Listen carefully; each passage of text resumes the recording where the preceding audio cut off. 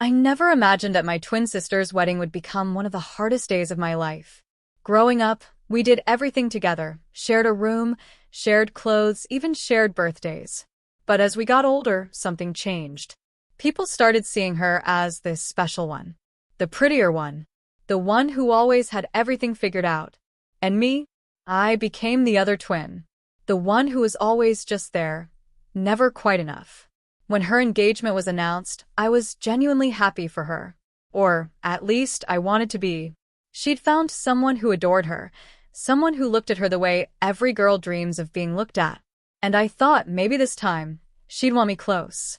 Maybe this time, I'd feel like family again. But when the wedding plans started, I noticed she didn't really involve me. No. Will you help me pick the dress? No, you're my sister. I need you by my side. It was more like, oh, don't worry about it. I've got it covered. I brushed it off at first. She was stressed. Weddings can be overwhelming, right? But as the weeks went on, I realized she didn't just not need me. She didn't want me there. The day of the wedding was stunning. A huge luxury venue, chandeliers hanging from the ceiling, tables dressed in gold and ivory. It was like something out of a movie. I showed up early, wearing a simple dress, nothing flashy. I didn't want to outshine the bride, obviously. When I walked in, I felt proud of her. She'd pulled off the dream wedding. I went to find my seat, expecting to be somewhere near the family, near her. But then, I couldn't find my name. I walked around twice, checking table after table. I saw cousins, distant relatives, even her friends from college all seated near the center. Laughter, champagne, chatter. All the signs of belonging. Then I saw it. My name tag. All the way in the back, near the swinging doors of the kitchen. A single metal folding chair, tucked by the wall. I remember just staring at it for a moment, hoping it was some kind of mistake. But it wasn't. That was my seat. And in that moment, something inside me broke a little. Because it wasn't just a chair, it was a message. A message that said, "You don't belong here." I sat down quietly, pretending it didn't bother me. But inside, I felt invisible. Unwanted. The smell of roasted chicken and garlic butter drifted out every time the kitchen door opened. I could hear laughter echoing from the main hall, the kind of laughter that fills a room and makes everyone feel connected. Except me. I sat there on that cold folding chair, pretending to scroll through my phone, pretending not to care. But I did. I cared so much it hurt. From where I was, I could see my sister, my twin, standing under the golden lights, surrounded by everyone. Her dress sparkled like starlight. People couldn't stop staring at her. She looked perfect, and for a second, I almost forgot how badly I felt. Because she was beautiful. She was happy. But then she turned her head. Our eyes met, just for a second. And instead of smiling, she looked away. Like I was nobody. That's when I knew this wasn't an accident. She chose that seat for me. Waiters rushed in and out of the kitchen, balancing trays of food, wine glasses, desserts. One of them nearly bumped into me and stopped just in time. He smiled awkwardly. "Oh, sorry, ma'am. Didn't see you there." I gave a little laugh and said, "It's okay. Most people don't." He looked at me strangely, maybe realizing I wasn't joking. Then he just nodded and hurried back through the door. As I sat there, the laughter from the hall grew louder. Toasts were being made. Applause. Cheers. I couldn't make out every word, but I knew they were talking about her, about how perfect she was, how lucky she was. And me? The twin sister who shared her face, but none of her glory. I was next to the kitchen, trying not to cry. I saw my parents at the main table. My dad was smiling proudly, my mom dabbing tears of joy from her eyes. They looked radiant, like this was their proudest moment. When my mom's gaze wandered toward the back, our eyes met. She froze for a second, maybe realizing where I was sitting. I waited for her to do something, maybe call me over, wave me closer, anything. But she didn't. She just looked away. That stung more than I expected. Because it wasn't just my sister who forgot me, it was everyone. Even my aunt, who used to tell me I was the thoughtful one, barely said hi earlier. She'd been too busy complimenting my sister's gown. My cousins? They didn't even glance my way. It felt like I had disappeared, erased from my own family's story. I remember leaning back in my chair, just staring at the floor, when I overheard two servers whispering behind me. "You know the bride's sister? The one sitting by the kitchen?" "Yeah, I heard she's the twin. Kinda weird she's not up front, huh? Someone said they don't get along. Something about money, or maybe the family house." I froze. Money? The family house. I had no idea what they were talking about. But from the way they whispered, it wasn't gossip they invented. It was something they knew.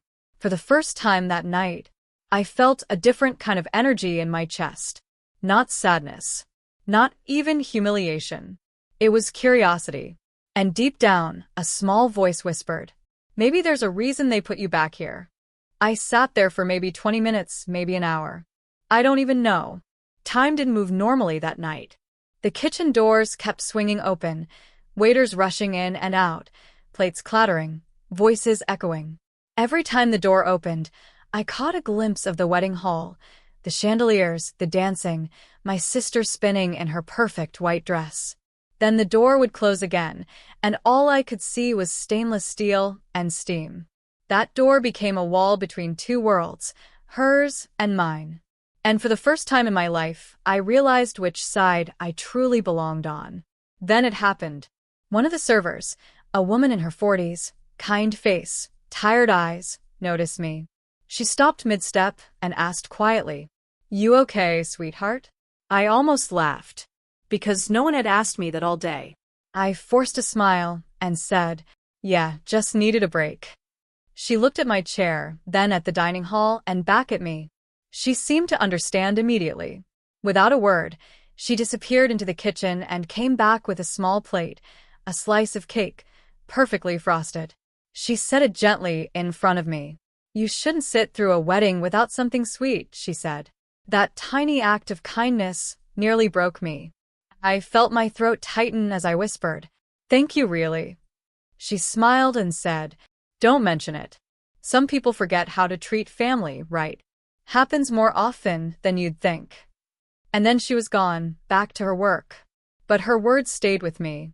For a while, I just sat there, staring at that cake. It wasn't about the cake itself, it was about being seen. For hours, I'd been invisible. And suddenly, a stranger made me feel human again. I took a bite. It tasted like childhood birthdays, like when things were simpler, before jealousy, before distance. And in that moment, I realized how much I missed my sister. Not the version standing in the ballroom with perfect makeup, but the girl who used to sneak frosting with me from the mixing bowl when Mom wasn't looking. The one who used to say we'd always stick together. I missed her. But I knew she wasn't that person anymore. Maybe neither of us were. As I sat there lost in thought, I started picking up bits of conversation from the kitchen. I didn't mean to eavesdrop, but it was impossible not to. "You hear about the bride and her sister?" "Yeah, apparently that seat thing wasn't random. Something about the inheritance." "No kidding?" "Heard the bride got control of the family property, and the sister didn't take it well." "Nah, other way around. Word is, the sister got the inheritance. Parents left it to her. The bride's still bitter about it." I froze. The sister got the inheritance? Me? That didn't make sense. My parents never talked to me about anything like that. I didn't even know they had an inheritance set up. But the way those servers whispered, like they were repeating something they'd overheard from someone who knew, it didn't sound like gossip. It sounded like truth. A chill went through me. Because suddenly, all of it started to make sense. The distance. The coldness. The seat by the kitchen. Maybe this wasn't about me being forgotten. Maybe this was about me being punished. And that's when I realized my sister didn't want me near her. Because she couldn't stand the sight of me. And the worst part? I still didn't even know why. After hearing those whispers, my chest went cold. Inheritance? Family property? I didn't even know what they were talking about. But one thing was clear, whatever happened, it wasn't an accident that I was sitting by the kitchen. Someone wanted me there. And I had a pretty good guess who. I glanced toward the ballroom. Through the gap in the kitchen doors, I could see my twin sister, radiant, glowing, her hand on her husband's arm. She looked happy. But it was the kind of happy that felt rehearsed, like she'd been practicing it for years. After a while, I stood up and tried to slip into the hallway, just to breathe. The air was cooler there. I leaned against the wall, trying to make sense of it all, when I heard footsteps coming up behind me. "Hey," a man's voice said softly. I turned. It was Ethan, my sister's new brother-in-law. We'd met briefly at the rehearsal dinner, exchanged polite smiles, but never really talked. "You okay?" he asked. "You've been sitting by the kitchen all night." I let out a small, awkward laugh. Yeah, well. Guess I drew the short straw. He frowned. "You didn't. That wasn't random." I blinked. "What do you mean?" He hesitated, looking around to make sure no one was listening. Then he lowered his voice. "Look, I probably shouldn't be saying this. but your sister, she asked the planner to seat you there." I felt my heart sink. Why? He sighed. "She told people there was bad blood. Said you caused some drama about your parents' will." I felt dizzy. "That's not true. I didn't even know there was a will." He nodded slowly. "Yeah, that's what I figured. So she's been telling everyone I'm bitter about something I don't even know exists." "Pretty much," he said quietly. "But here's the thing. I overheard her talking to her mother-in-law earlier, and it sounded like she's the one who's been hiding something your parents left behind." Ethan told me that a few weeks before the wedding, he'd overheard my sister arguing with our aunt on the phone. Something about papers and who deserves what. Apparently, after our parents died, their attorneys sent letters to both of us, but my sister intercepted mine. She never gave it to me.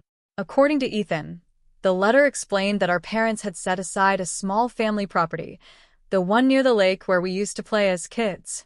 They wanted it to go to me. Not because they loved her any less, but because I was the one who'd stayed to help them in their final years. And my sister, she couldn't accept that. So she hid it, changed the story, told everyone I was jealous and vindictive. And when the wedding came, she made sure I'd be as far from her spotlight as possible. By the kitchen, on a folding chair, like a piece of furniture. It wasn't about seating. It was about erasing me. Ethan looked at me, unsure what to say next. And honestly, I didn't know what to say either. For a long time, I just stared at the floor, feeling everything and nothing at once. Then I said, "Thank you for telling me." He nodded. "You didn't deserve any of this." I managed a small smile. "Maybe not, but at least now I know." And that knowledge, as painful as it was, started to shift something inside me. The humiliation, the sadness, it started to harden into something stronger. Resolve. I wasn't going to cause a scene or ruin her big night, but I also wasn't going to sit there like I didn't matter. I walked back toward the kitchen, grabbed my bag, and stood for a moment, watching the door to the ballroom. My sister was still out there, glowing under the chandelier, surrounded by laughter and lies. I turned away, and for the first time that night I didn't feel small. I felt free. I stepped outside for some air. The night had cooled down, the stars faint behind the glow of the venue lights. Inside, the music kept playing, a muffled echo of laughter, clinking glasses, and vows already fading into memory. For the first time that day, I could finally breathe. I walked toward the parking lot, trying to process everything Ethan had told me. My own twin sister, the person who shared my face, my childhood, my every secret, had betrayed me over something I didn't even know existed. It wasn't just the property. It was trust. And she'd buried it under her perfect little fairy tale wedding. I sat on a stone bench near the entrance, the sound of the party fading behind me, when I heard a familiar voice. "Didn't think I'd find you out here." It was Aunt Laura, our mother's sister. Always graceful, always sharp, the kind of woman who noticed everything, even when she pretended not to. She sat beside me and looked out toward the parking lot. For a while, she didn't say anything. Then she sighed. "She shouldn't have done that to you." I froze. "You knew? About the seating? About the will? About everything?" She turned to me, her expression soft but firm. Your parents didn't tell her about the inheritance. They told me to. But when your father passed, she got to the lawyer first. Convinced him to reroute all correspondence through her because she was handling the estate. So she intercepted it. Exactly, Aunt Laura said. And when I found out, I confronted her. But she begged me not to tell you, said it would ruin your relationship before the wedding. I didn't agree with it, but I let her have her moment. Her moment, I repeated quietly. At my expense. Yes, she said, voice heavy with regret. And I was wrong to stay quiet. Then she reached into her purse and pulled out an envelope. Old, slightly creased, sealed with a small embossed logo from a law firm. This belongs to you. My breath caught. I took the envelope in my shaking hands, the one my sister had hidden all this time. It felt heavier than paper should. I opened it carefully, and there it was, my father's handwriting. I hadn't seen it in years. To my daughter, it began. The one who stayed. Pause, voice trembles. He wrote about how proud he was that I never left his side, that I took care of them when things got hard. He said he knew I never asked for anything, so he wanted to give me something. The house by the lake, the one where we used to spend every summer. He ended the letter with, "You've always had the quieter heart, but that's where the real strength lives." Tears just came. I didn't even fight them. It wasn't about the property. It was about being seen by the people who mattered most, even after they were gone. Aunt Laura put a hand on my shoulder and said quietly, "You don't need to confront her tonight. Some truths speak for themselves." And for the first time, I understood what she meant. Revenge didn't always need to be loud. Sometimes it was as simple as knowing the truth and carrying yourself like you do. I watched through the glass doors one last time. My sister was laughing, her gown glowing under the chandeliers. She had no idea her secret was gone, that the story she spun had just unraveled. I didn't need to expose her. Not yet. The truth would find her eventually, the way it always does. So I smiled softly, whispered, "Congratulations, sis," and walked away, letter in hand, dignity intact. I drove home that night with the envelope on the passenger seat beside me. The road was quiet, moonlight tracing faint silver lines across the windshield. I remember looking at that letter every few minutes, not because I needed to read it again, but because I couldn't believe I finally had it. It was proof. Not of money, not of ownership, but of love, real, quiet love that had been stolen from me for years. When I got home, I placed the letter on my nightstand, next to a photo of my parents. I stared at their faces for a long time, and even though they were gone, I swear I could almost hear my mom's voice saying, "See? You didn't need to fight. The truth always finds its way." A few weeks passed after the wedding. I didn't reach out to my sister. I didn't post anything, didn't try to correct her story online, didn't tell the rest of the family what she did. But word got around anyway. Ethan, bless him, couldn't keep quiet after what he heard. And neither could Aunt Laura. It spread slowly, like a quiet ripple in still water. And when people started asking my sister questions she couldn't answer, the perfect picture she'd painted began to crack. I didn't have to lift a finger. She did it to herself. And I'll admit, part of me wanted to feel satisfied. But mostly, I just felt done. Free from a competition I never signed up for. People talk a lot about revenge. They make it sound dramatic, like fire and shouting and ruined reputations. But the truth? Real revenge is quiet. It's walking away from the people who tried to break you, knowing they no longer have the power to do it. It's choosing peace when they expect chaos. It's healing where they hoped you'd stay bitter. And sometimes it's just sitting by the kitchen, eating a slice of cake from a kind stranger, and realizing that not all people are cruel. Because that little act of kindness, that moment when someone saw me, was the first step in remembering who I was before all the noise. If there's one thing I've learned, it's that family doesn't always mean love. And sometimes the people you expect to protect you are the ones who wound you the deepest. But that doesn't make you weak. It makes you human.